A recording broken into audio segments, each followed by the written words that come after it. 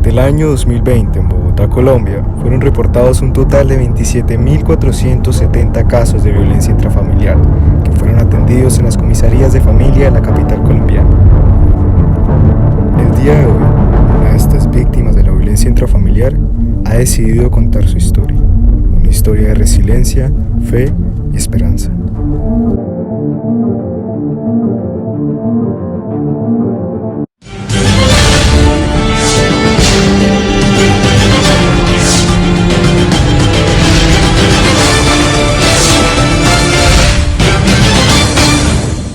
Buenos días, televidentes. En esta edición, Amalia, una joven marcada por el maltrato y el abandono de sus padres, decide afrontar su pasado azotado por el dolor y la violencia para contar su historia adulta.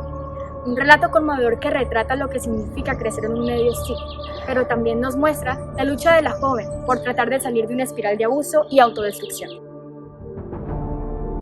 ¿Quién eres? Yo soy Gigi. Yo soy Pablo. Yo soy la madre de Amalia. Yo soy Santiago, el hermano de Amalia. Yo soy Amalia. Para usted, ¿quién es Amalia? Amalia es mi amiga. Sin embargo, no siempre fue así.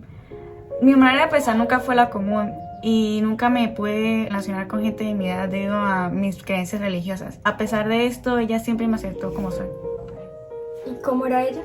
Amalia siempre fue una joven callada, resentida del contacto de otros e inclusive del mío. De todos modos, yo le di mi voto de confianza y decidí abrirle mi corazón y darme una oportunidad a mí misma de conocerla. Amalia es una persona cuyo espíritu de supervivencia, resiliencia y finalmente fe le ayudó a salir de sus vicisitudes. Es una gran amiga, de las más fieles que he tenido. No solo fue mi paciente, trascendió aquello que le ataba a los problemas y la persona más perseverante que conozco. ¿Qué siente usted como profesional al haber ayudado a Amalia? Un caso especial. Es una niña problema en la que nadie creyó y jamás me arrepentiré de haberle entregado aquella grabadora. Mi hija siempre fue una niña desobediente.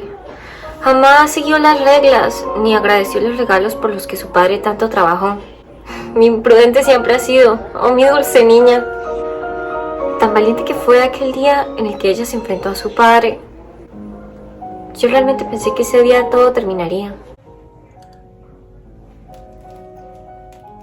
Nunca nadie me va a comprender de la manera en la que la hacía Amalia cuando estábamos en esa situación tan escabrosa, tan manchada por la violencia. Y es que solo fue hasta cuando casi pierdo la vida en un accidente automovilístico con ella que comprendí el verdadero valor de la vida, el valor de mi hermana, ¿me entiende? Y es que antes de eso nosotros no sabíamos lo que era verdaderamente vivir. Con mi padre siempre era una lucha de supervivencia cada día. Hace mucho tiempo no sabría cómo responder a esta pregunta exactamente frente a esta cámara. Mucho menos tendría la valentía suficiente como para estar aquí, para contando mi historia. ¿Cómo decirlo? Yo estaba atrapada en una telaraña de dolor, de ira, de resentimiento, de miedo, porque nadie jamás se puso en los zapatos de aquella niña abusada, maltratada y herida. Siento que solo necesitaba una pizca de afecto para salir de ahí. Necesitaba a alguien que me ayudara, que me sacara de ahí, porque no lo podía hacer por mí misma.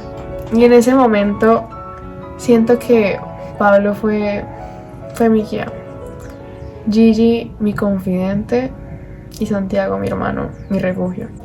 ¿Cómo te inmiscuiste en todo este embrollo? Me percaté de los problemas que Amalia tenía.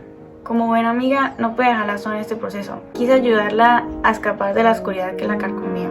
Amalia fue encargada a mí como niña problemática, cuyos problemas no le permitían relacionarse de manera asertiva con los demás. Era una niña solitaria, agresiva y perdida que anhelaba ser escuchada y comprendida. El padre de Amalia y yo nos conocimos en el barrio San Benito. Fueron 3 meses antes de que contrajéramos matrimonio, ya sabes. Él era un hombre maravilloso, pero como cualquiera tenía sus fallos. Desgraciadamente eran unos muy grandes. Claro que siempre fue un hombre detallista, sin embargo, sumamente controlador. Pero por supuesto que era un hombre devoto a Dios y a su familia. ¿Considera usted que su esposo le dejó fuertes traumas? En la noche de bodas, mi marido se enfadó un poco. Sin embargo, aquel momentáneo enojo y aquellas ácidas lágrimas valen la pena, ¿sabes? Porque me dieron el regalo más preciado para cualquier mujer.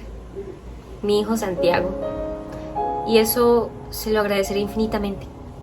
¿Era consciente de lo que hacía el padre de Amalia? Sí, pero a Amalia jamás la repudió su padre, como él repudiaba a mi hijo Santiago. De alguna manera, yo como madre tenía que recompensar la falta de amor. Pues a ver, mi papá siempre recalcó sus desprecios a mí. Incluso dudó de que yo realmente fuera su hijo.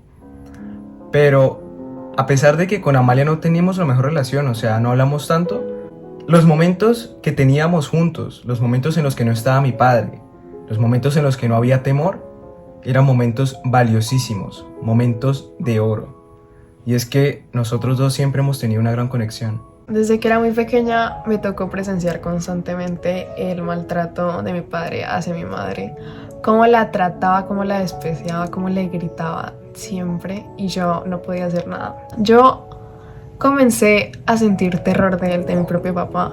Y era difícil porque sentía que lo quería, pero cuando hacía todo eso no pensaba en nada más de echarlo de la casa, irme con mi mamá lejos y con mis hermanos y no volverlo a ver en la vida. Siempre deseé que mi vida fuera mejor en algún momento, que fuéramos como esa familia perfecta que él siempre aparentaba al mundo, que siempre presentaba, que siempre decía que era su mayor orgullo. Pero, ¿saben? En algún momento perdí como esa esperanza, porque, o sea, siento que es difícil aferrarse a algo que nunca va a llegar. Y tampoco tenía la suficiente voluntad para hacer algo. Estaba cansada de mi soledad, de mi amargura hacia la vida. Yo estaba harta de mí misma, no podía soportarme ni siquiera a mí misma. Y claramente mucho menos los demás. Lo rota que estaba por dentro se reflejaba totalmente al mundo y por eso todas esas personas tenían esa perspectiva de mí. ¿Consideraba usted que la impresión que daba frente a las personas que la rodeaban era negativa? No entiendo qué esperaban de una niña que no recibía afecto ni en su propio hogar, mucho menos comprensión por parte de sus profesores y solidaridad de sus compañeros que han estado con ella toda la vida. Pero no, es muy fácil juzgar sin siquiera conocer la historia de una persona. Entonces ahí estaba yo, mostrándome al mundo frágil y vulnerable. Me sentía perdida totalmente antes de que llegara Pablo. En ese momento estaba sola. ¿Qué mensaje le puede dejar a las víctimas de la violencia? Sin duda, este no ha sido un proceso nada fácil para mí.